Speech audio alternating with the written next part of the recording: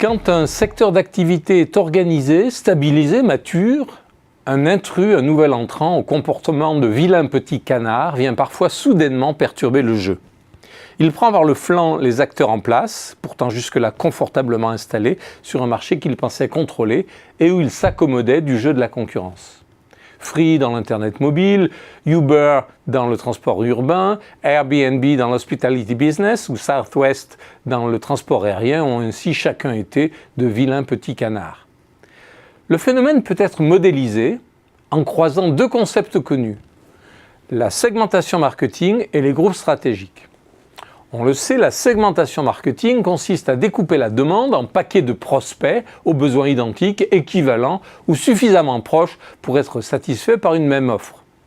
Les groupes stratégiques consistent à découper l'offre en paquets d'entreprises concurrentes qui ont un comportement concurrentiel identique ou équivalent, en tout cas suffisamment proche pour reposer sur des compétences et des ressources assimilables, à même de proposer des offres substituables.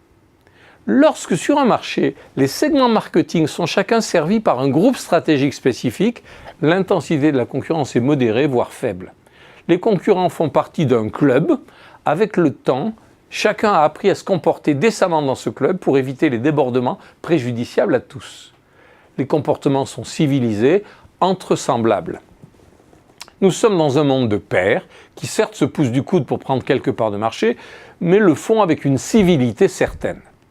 A l'inverse, lorsque des acteurs venant de plusieurs groupes stratégiques différents viennent soudainement s'intéresser à un segment qu'ils ne servaient pas jusque-là, leur comportement atypique va déranger le bel agencement pacifié qui prévalait dans cette arène stratégique.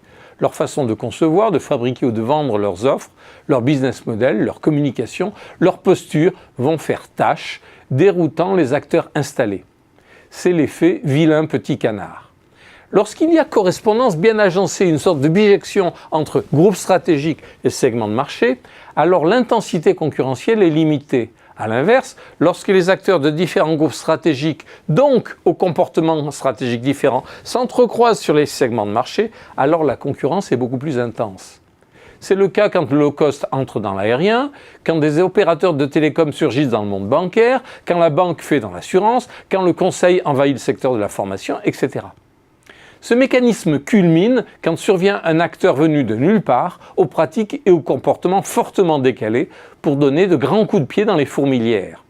Au début ignoré, méprisé, puis rejeté et vilipendé, ce vilain petit canard, incontrôlable, s'il fait son trou via son comportement inimitable, deviendra ensuite l'acteur à abattre, puis sera imité, sans difficulté, avant d'être assimilé, faisant alors partie d'un décor qui l'aura contribué à transformer.